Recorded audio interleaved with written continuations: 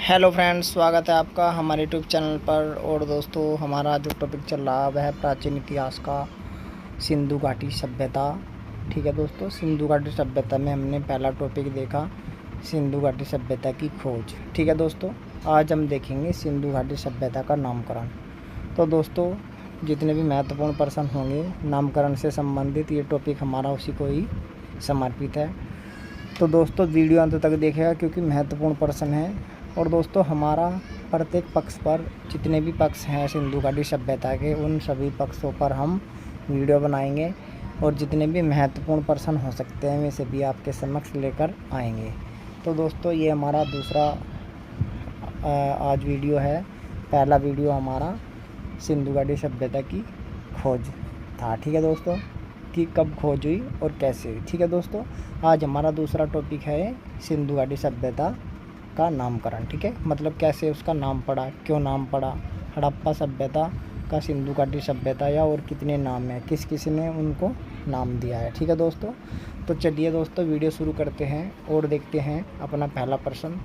और हमारा जो पहला प्रश्न है वह है दोस्तों, सर्वप्रथम सिंधु घाटी सभ्यता नाम किसी ने दिया। ठीक है दोस्तों, तो सर्वप्रथम यहाँ पर सबसे पहले की बात हो रही है सिंधु घाटी सभ्यता नाम। ठीक है दोस्तों, किसी ने दिया था। ठीक है दोस्तों, तो देखिए दोस्तों, जो सिंधु घाटी सभ्यता है इससे जुड़े जो शुरुआती स्थल है या प्रारंभिक स्थलों की खोज सिंधु व उसकी सहायक नदियों के किनारे हुई। ठीक है दोस्तों, तो इसी वजह से सर्वप्रथम जॉन मार्शल ने 1924 में एक लेख लिखा द इलस्ट्रेटेड लंदन न्यूज में, जो प्रकाशित हुआ। ठीक है दोस्तों, और उसमें सिंधु घाटी सभ्यता उसको नाम दिया गया। ठीक है दोस्तों, सिंधु घाटी सभ्यता जो स्थल की खोज है उसको नाम दिया गया। ठीक है दोस्तों, तो हमारा जो सही जवाब है सिंधु घाटी सभ्यता सर्वप्रथम किसी ने नाम दिया, ये दिया जॉन मार्शल ने। ठीक है दोस्तों, चलिए अगले प्रश्न पर चलते हैं। अगला प्रश्न है हमारा, किसने कहा था कि अगर भविष्य में सिंधु घाटी सभ्यता के बाहर भी सभ्यता के स्थलों की खोज होती है तो उनका नाम भारतीय सभ्यता, ठीक है दोस्तों, नाम दिया जाना चाहिए। ठीक है दोस्तों, देखिए जॉन मार्शल ने कहा था, ठीक है दोस्तों, 1931 में। ठीक है, और किस में सुझाव दिया, देखिए Mohenjodaro and the Indus civilization में सुझाव दिया कि भविष्य में अगर सिंधु घाटी सभ्यता से बाहर भी सभ्यता के स्थलों की खोज होती है तो इसे भारतीय सभ्यता का नाम दिया जाना चाहिए। ठीक है दोस्तों, तो ये किसी ने कहा था, तो दोस्तों ये बात कही थी, कलर बदल लेते हैं, जॉन मार्शल ने। ठीक है दोस्तों, ये बात जॉन मार्शल ने कही थी कि भारतीय सभ्यता नाम होना चाहिए यदि सिंधु घाटी से बाहर भी सभ्यता के स्थलों की खोज होती है। ठीक है दोस्तों, चलिए अगले प्रश्न पर चलते हैं।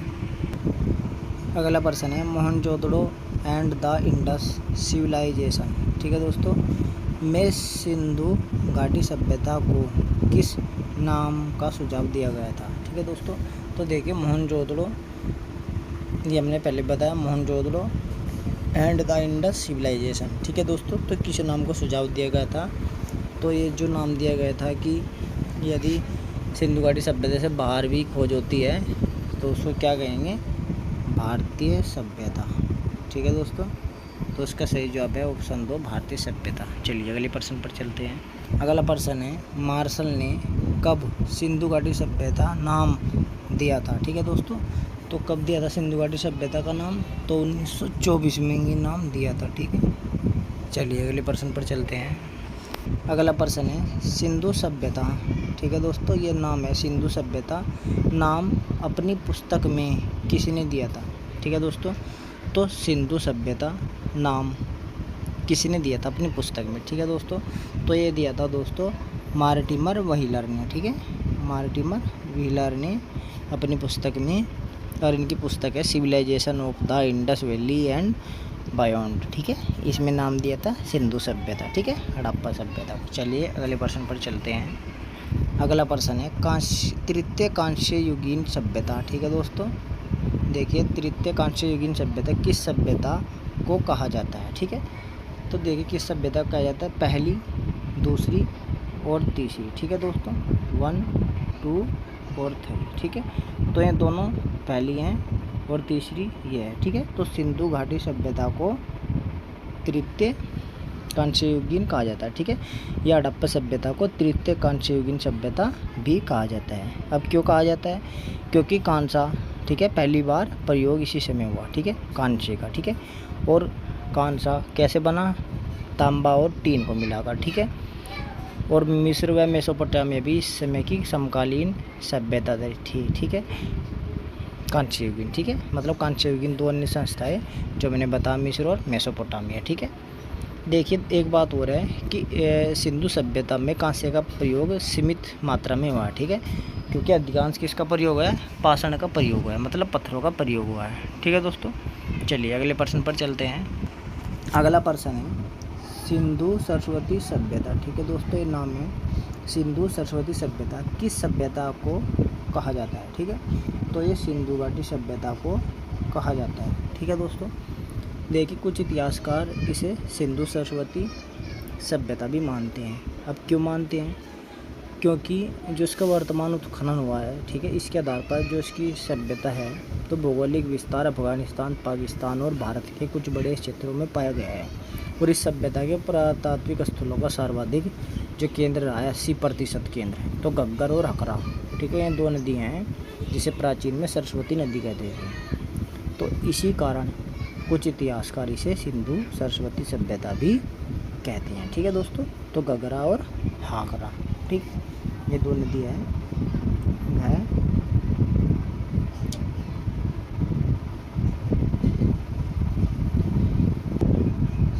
क्या हो गया?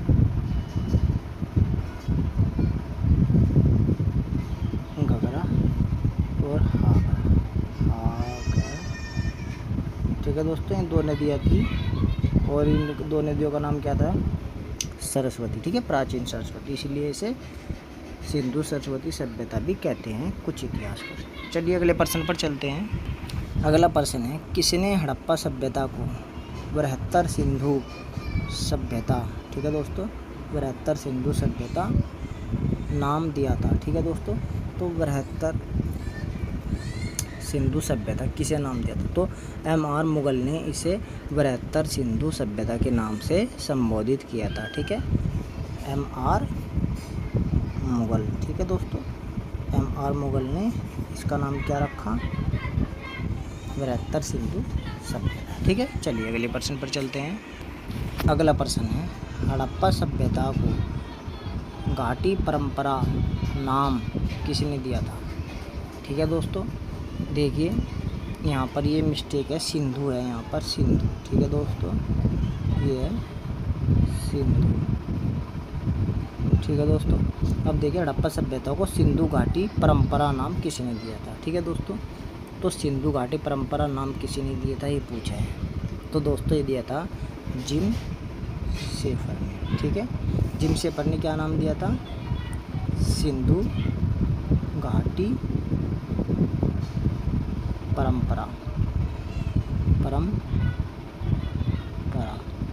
ठीक है दोस्तों, ये नाम दिया था, सिंधु घाटी परंपरा नाम दिया था जिम शेफर ने। ठीक है, अब क्यों दिया था?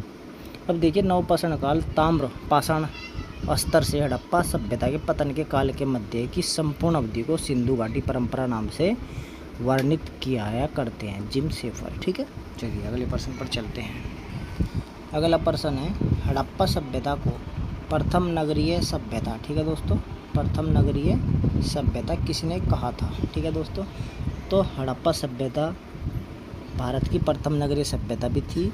और प्रथम नगरीय सभ्यता किसने कहा? ठीक है दोस्तों, तो गार्डन चाइल्ड ने कहा। ठीक है दोस्तों, किसने कहा?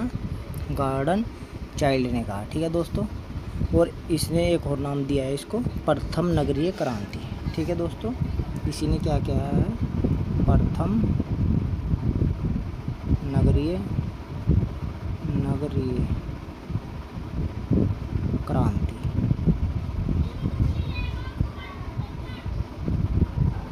ठीक है दोस्तों, ये भी नाम गार्डन चाइल्ड ने दिया है। ठीक है, और दूसरा क्या नाम है? प्रथम नगरीय सभ्यता। ठीक है दोस्तों, बात एक ही है, प्रथम नगरीय यहाँ पर क्रांति है और यहाँ पर सभ्यता है। ठीक है, चलिए अगले प्रश्न पर चलते हैं। अगला प्रश्न है हड़प्पा सभ्यता के प्रभावी क्षेत्रों को डोमेन की संज्ञा किसने दी है। ठीक है दोस्तों, तो देखिए ये संज्ञा जो दी है ये पोसल ने दी है। ठीक है दोस्तों, अब देखिए क्या था है, क्यों दी है। ठीक है, चलिए देखते हैं इसे। देखिए जो हड़प्पा सभ्यता है, ठीक है, निश्चित रूप से सबसे पहले हड़प्पा में पनपी। ठीक है दोस्तों, यह सबसे पहला जो हड़प्पा नगर था उसे ही खोजा गया। ठीक है, तो जैसा कि पोसल ने स्पष्ट सुझाव दिया है कि हड़प्पा सभ्यता के क्षेत्रीय विशिष्टताओं को रेखांकित किया जाना आवश्यक है। ठीक है, किन क्षेत्रों को, जो विशिष्ट हैं। ठीक है दोस्तों, और जिनको उन्होंने डोमेन की संज्ञा दी। ठीक है दोस्तों, तो हड़प्पा सभ्यता के प्रभावी क्षेत्रों को डोमेन की संज्ञा पोसल ने दी। ठीक है दोस्तों, अब देखिए यहाँ पर ऐसे भी आ सकता है कि क्षेत्रीय विशिष्टताओं को रेखांकित किया जाना आवश्यक है, किसने कहा, तो ये डोमेन ने कहा, अब सॉरी ये पोसल ने कहा। ठीक है, या प्रभावी क्षेत्र की संख्या किसी ने कहा, या डोमेन की संख्या किसी ने दी। ठीक है, इस तरीके से पर्सन बन सकता है किसी भी तरीके से, तो आपको इससे समझ लेना। ठीक है दोस्तों, चलिए अगले पर्सन पर चलते हैं। अगला पर्सन है हड़प्पा सभ्यता का उपयुक्त नाम क्या है। ठीक है दोस्तों, तो देखिए हड़प्पा सभ्यता का जो उपयुक्त नाम है वो है हड़प्पा सभ्यता। ठीक है दोस्तों, देखिए हड़प्पा सभ्यता का उपयुक्त नाम क्या है, तो हड़प्पा सभ्यता का उपयुक्त नाम हड़प्पा सभ्यता ही है। ठीक है, अब देखिए क्योंकि उसके जो प्रमुख या प्रथम उत्खनन स्थल है उसके नाम पर ही कर दिया गया है, और इस आधार पर जो सर्वाधिक उपयुक्त नाम हड़प्पा सभ्यता है, ज़्यादातर जितने भी इतिहासकार हैं वो इसी को ही मानते हैं। ठीक है दोस्तों, चलिए अगले प्रश्न पर चलते हैं। अगला प्रश्न है जॉन मार्शल ने सिंधु घाटी सभ्यता का नाम भारतीय सभ्यता नाम का सुझाव कब दिया था। ठीक है दोस्तों, देखिए जॉन मार्शल ने सिंधु घाटी सभ्यता का जो नाम है, यदि सिंधु घाटी सभ्यता से बाहर भी यदि कोई अवशेष या स्थल मिलते हैं तो उसका नाम क्या होना चाहिए, भारतीय सभ्यता होना चाहिए। तो ये सुझाव कब दिया था। ठीक है दोस्तों, तो 1931 में मार्शल ने Mohenjodaro and the Indus civilization में सुझाव दिया कि भविष्य में अगर सिंधु घाटी से बाहर भी सभ्यता के स्तरों की खोज होती हो उसे भारतीय सभ्यता का नाम दिया जाना चाहिए। ठीक है दोस्तों, तो 1931 में। ठीक है दोस्तों, चलिए अगले प्रश्न पर चलते हैं। अगला प्रश्न है जिम सेफर नवपाषाण ताम्रपाषाण स्तर से हड़प्पा सभ्यता के पतन के काल के मध्य की संपूर्ण अवधि को क्या नाम दिया है। ठीक है दोस्तों, तो जिम सेफर ने क्या नाम दिया है, तो इसको जो नाम दिया है दोस्तों वह है सिंधु घाटी परंपरा। ठीक है दोस्तों, सिंधु घाटी परंपरा नाम से वर्णित किया है या वर्णित करते हैं। ठीक है दोस्तों, चलिए अगले प्रश्न पर चलते हैं। चलिए दोस्तों, ये आखिरी प्रश्न भी देखते हैं इसका। Civilization of the Indus valley and beyond. ठीक है दोस्तों, तो ये पुस्तक है, तो ये बताना है कि पुस्तक किसी ने लिखी। ठीक है, तो civilization of the Indus valley and beyond पुस्तक किसी ने लिखी। तो दोस्तों ये जो पुस्तक लिखी है, ये पुस्तक लिखी है मॉर्टिमर व्हीलर ने। ठीक है, मॉर्टिमर व्हीलर ने ये पुस्तक लिखी है, और इस पुस्तक में ही इसने कहा है कि सिंधु सभ्यता नाम होना चाहिए। ठीक है दोस्तों, सिंधु सभ्यता का नाम दिया था मार्टिन व्हीलर ने। ठीक है दोस्तों, और इनकी पुस्तक बता दी civilisation of Indus valley and beyond. ठीक है, और इसी में क्या किया था इसने कहा था कि जब इस सभ्यता का परिचय सिंधु घाटी के बाहर भी मिलने लगे तब मार्टिमर व्हीलर ने अपनी पुस्तक अभी बताया भी civilization of the Indus valley and beyond में इसे सिंधु सभ्यता नाम दिया। ठीक है दोस्तों, तो दोस्तों ये थे महत्वपूर्ण प्रश्न, और हमारा आज का जो टॉपिक था वो सिंधु घाटी सभ्यता के नामकरण पर था। ठीक है दोस्तों, तो हमें ज़रूर बताएं आपको वीडियो कैसी लगी, प्रश्न कैसे लगी, कमेंट ज़रूर करें। और अगला हमारा जो टॉपिक होगा वो होगा सिंधु सभ्यता का विस्तार। ठीक है दोस्तों, तो चलिए फिर मिलते हैं आपसे अगली वीडियो में। तब तक के लिए धन्यवाद, नमस्कार। पढ़ते रहें, मस्त रहें और ईमानदारी से मेहनत करते रहें। ठीक है दोस्तों, जो ईमानदारी से मेहनत करता है उसको सफलता ज़रूर मिलती है। ठीक है, चलिए धन्यवाद।